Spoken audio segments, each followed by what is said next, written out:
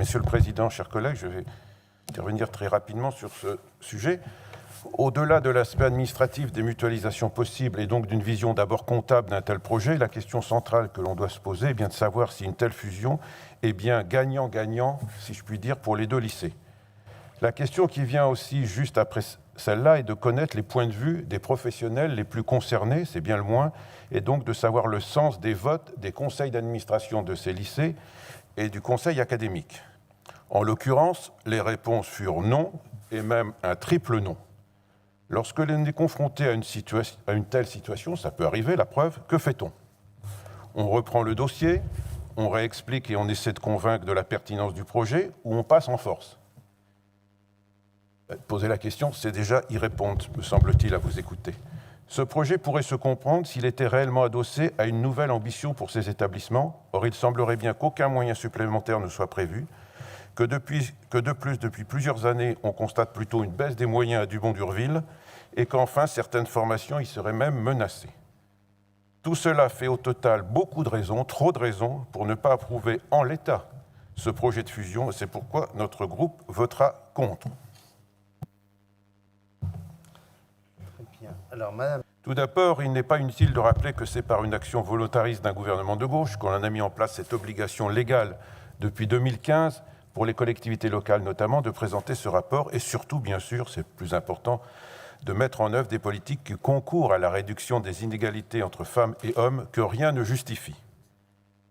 Avec la loi Jospin sur la parité en politique qui nous vaut d'être à égalité parfaite entre femmes et hommes dans cet hémicycle, et au moment où il est de bon ton d'avoir la mémoire courte sur les progrès sociétaux accomplis ces 20 dernières années, pourquoi ne pas replacer ce rapport dans un contexte plus global ?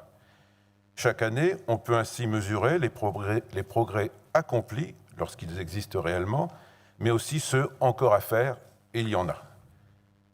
Vous avez bien sûr l'initiative et le pouvoir d'agir en interne via la DRH, mais notre collectivité peut agir indirectement par sa capacité d'influence. Je pense notamment à son action, et vous l'avez dit, dans les lycées, les organismes d'orientation ou de formation. Sur le premier chapitre, et comme dans tout rapport, il y a bien sûr des points positifs que l'on peut relever, notamment avec le renforcement de la place des femmes en catégorie A. Mais il reste des points particulièrement négatifs, sur lesquels les progrès sont encore trop longs. C'est le fait qu'en matière de formation, trop de filières restent très genrées. Bâtiment à 93% hommes, industrie à 90% hommes, transport et logistique à 79%, tandis que les filières tertiaires sont à 82% pourvues par des femmes, que le paramédical l'est à 92%, ainsi que l'aide à la personne. Rien ne justifie de tels écarts. Il reste donc un gros travail de conviction pour changer la donne. Je note, vous l'avez dit, je crois aussi, que 79% des cadres travaillant dans nos lycées sont des hommes. Donc un grand déséquilibre. Le télétravail, qui devient une nouvelle norme dans nos collectivités, est à 77% le fait de femmes. Ceci est probablement lié au fait que la filière administrative, comme je l'ai dit, est très féminisée encore, mais on doit quand même s'interroger sur ce point. De même, constater que le congé parental est presque exclusivement exercé par des femmes est une anomalie qu'il faut corriger avec le temps, à l'instar des pays scandinaves, par exemple, qui ont réussi. Nous disposons d'un autre outil pour contribuer à corriger ces inégalités femmes-hommes, c'est celui de la commande publique. Nous pourrions introduire cette clause sociétale parmi nos critères de choix.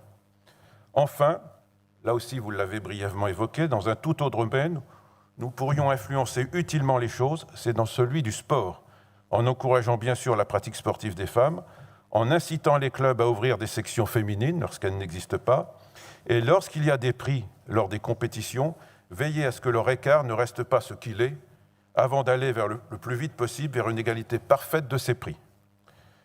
Je terminerai définitivement ce bref propos en félicitant les initiateurs de la Maison des femmes qui va donc se concrétiser à Elbeuf. Elle sera donc la première maison de ce type dans notre région, et comme je plaide pour ma part depuis plusieurs années pour que notre agglomération caennaise dispose d'un tel équipement et d'un tel service si utile, notamment, mais pas seulement, dans la protection des violences faites aux femmes, je m'en réjouis. Et je ne doute pas que si ce projet avance enfin sur Caen, la région ne manquera pas de l'aider. Je vous remercie.